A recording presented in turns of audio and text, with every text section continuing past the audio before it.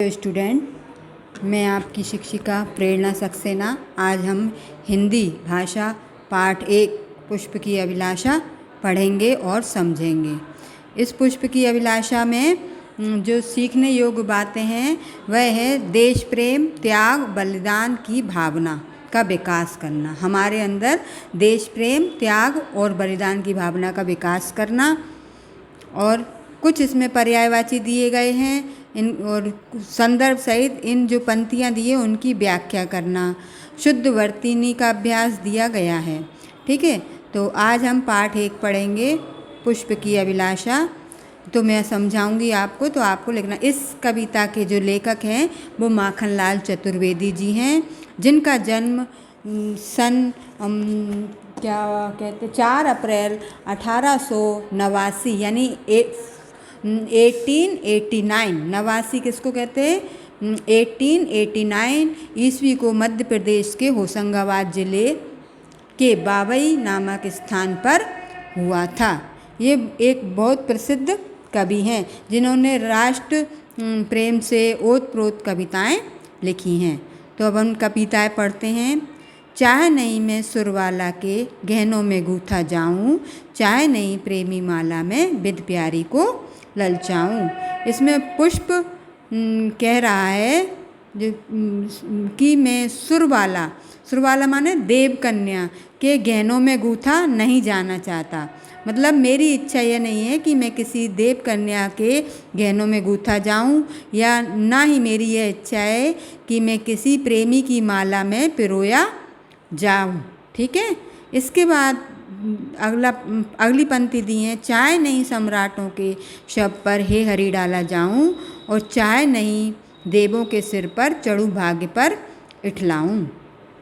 तो इसमें पुष्प आगे कह रहा है कि ना ही मेरी यह इच्छा है कि मैं सम्राटों के मृत शरीर यानी मृत शैया पर चढ़ाया जाऊं, और ना ही मेरी यह इच्छा है कि मैं किसी देवी देवता के सिर पर चढ़ूं और अपने भाग्य पर इतराऊं। ठीक है, इसके बाद आगे चलते हैं। मुझे तोड़ लेना बनमाली, उस पद पर देना तुम फेंक, मातृभूमि पर शीश चढ़ाने जिस पर जाएं वीर अनेक।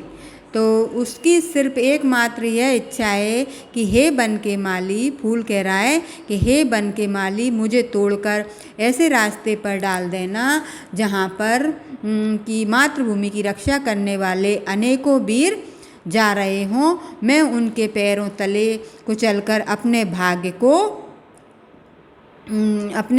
को बहुत ही सौभाग्यशाली समझूंगा। ठीक है ना, यही उसकी एकमात्र इच्छा है कि वह मातृभूमि की रक्षा करने वाले वीरों के पैरों के नीचे आकर अपने भाग्य को धन्य समझना चाहता है और अपनी राष्ट्रीय भावना को व्यक्त करना चाहता है। ठीक है ना, तो जब अपन अर्थ लिखेंगे तो कैसे लिखेंगे? पहले अपन इसका संदर्भ लिखेंगे। कैसे लिखेंगे कि प्रस्तुत पंक्तियाँ हमारी पुस्तक भाषा भारती के पाठ 1 पुष्प की अभिलाषा पाठ से ली गई हैं, जिसके रचयिता या जिसके कवि माखनलाल चतुर्वेदी जी हैं। ठीक है ना, तो और इसका क्या भावना है पुष्प की कि ना तो वो देव कन्या के सिर पर चढ़ना चाहता है और ना ही किसी प्रेमी की माला में पिरोया जाना चाहता है। इस तरह से अपन इनके तीनों के अर्थ लिखेंगे, संदर्भ एक ही रहेगा। ठीक है, अब आगे नेक्स्ट पेज पर चलते हैं। तो इसमें कुछ वो दिए हैं शब्दकोश माने मीनिंग जिन्हें हम पढ़ेंगे और फिर उनको लिखेंगे। पहला दिया है इसमें सुरबाला माने देव कन्या। ठीक है, इसके बाद दिया है पथ माने रास्ता या राह। ठीक है, इसके बाद नंबर 3 पर दिया है विध माने पिरोना या बंधना। शीश माने सिर, सम्राट माने राजा या नरेश। ठीक है, और शव माने मृत शरीर या लाश। ठीक है, इठलाना माने ठसक बताना या ऐंठना।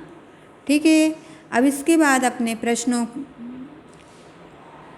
प्रश्नों के जो उत्तर दिए हैं, निम्नलिखित प्रश्नों के उत्तर लिखिए। ये मैं अभी आपको थोड़ी देर में करवाऊंगी। ठीक है, आगे बढ़ते हैं अपन। पहला प्रश्न दिया है, ठीक है, क्या दिया है? देवों के सिर पर चढ़ने के बाद पुष्प के कौन कौन से भाव व्यक्त होते हैं? तो उत्तर हम लिखेंगे इसका, देवों के सिर पर चढ़ने के बाद पुष्प के अपने भाग्य पर घमंड न करने के भाव व्यक्त होते हैं, क्योंकि वह ना तो किसी सुरबाला के गहनों में गूंथना चाहता है और ना ही किसी क्या बोलते हैं प्रेमी की माला में पिरोकर अपने आप को महसूस कराना चाहता है कुछ। ठीक है, अगला प्रश्न है, पुष्प वनमाली से क्या कह रहा है? तो फूल वनमाली से कह रहा है कि मुझे तोड़कर उस रास्ते पर फेंक दो जहाँ से अनेकों वीर अपनी मातृभूमि की रक्षा करने के लिए अपने आप का बलिदान करने जा रहे हों, यानी कि गुजर रहे हों।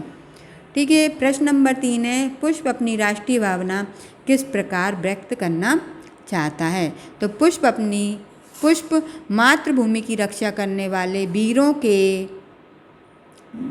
के मार्ग में पड़कर उनके पैरों तले आकर अपने आप को धन्य समझते हुए अपनी राष्ट्रीय भावना को व्यक्त करता है।